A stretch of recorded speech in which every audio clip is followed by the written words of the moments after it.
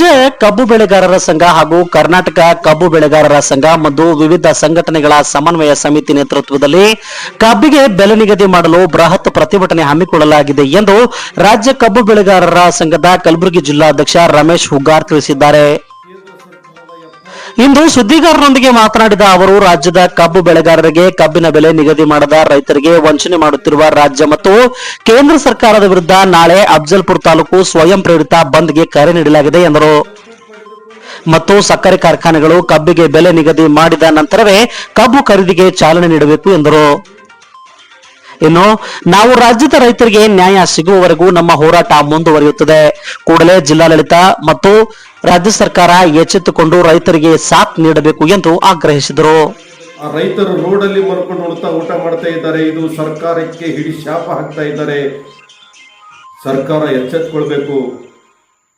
ಅಫಜಲ್ಪುರ್ ಬಂದ ಕರೆಯಲ್ಲಿ ಕೂಡ ಮಾನ್ಯ ಜಿಲ್ಲಾಧಿಕಾರಿಗಳು ಕಾರ್ಖಾನೆಯ ಮೇಲೆ ಕ್ರಮ ಕೈಗೊಂಡು ಕಬ್ಬಿಗೆ ಬೆಲೆ ನಿಗದಿಪಡಿಸಲೇಬೇಕು. ಅಲ್ಲಿವರೆಗೂ ಕಬ್ಬು ಬೆಳೆಗಾರರು ಸತತ ಹೋರಾಟ ಮಾಡುತ್ತೇವೆ. ನಾಳೆ ಅಫಜಲ್ಪುರ್ ಬಂದ್ ಕರೆಗೆ ಬಗ್ಗದೆ ಹೋದ್ರೆ ಕಲಬುರಗಿಯ ಮುಖ್ಯ ರಸ್ತೆಗಳನ್ನು ಬಂದ್ ಮಾಡುತ್ತೇವೆ, ನ್ಯಾಷನಲ್ ಹೈವೇಗಳು ಬಂದ್ ಮಾಡುತ್ತೇವೆ, ರೈತರ ನ್ಯಾಯಕ್ಕಾಗಿ ಹೋರಾಟ ಮಾಡುತ್ತೇವೆ ಅಂತಕ್ಕಂಥ ಎಚ್ಚರಿಕೆ ಗಂಟೆಯನ್ನು ಇವತ್ತು ನಾನು ಜಿಲ್ಲಾಧಿಕಾರಿಗಳಿಗೆ ಹೇಳಲು ಬಯಸ್ತಾ ಇದ್ದೀನಿ. ಕೂಡಲೇ ಕಾರ್ಖಾನೆ ಮಾಲೀಕರು ಎಚ್ಚೆತ್ತುಕೊಂಡು ಕಬ್ಬಿಗೆ ಬೆಲೆ ನಿಗದಿಪಡಿಸಿದರೆ ಸರಿ, ಇಲ್ಲವಾದರೆ ಕಾರ್ಖಾನೆಗಳು ಪ್ರಾರಂಭ ಮಾಡಲು ಬಿಡುವುದಿಲ್ಲ. ಎಚ್ಚೆತ್ತುಕೊಂಡು ಕೂಡಲೇ ರೈತನ ಕಬ್ಬಿಗೆ ಪರಿಹಾರ,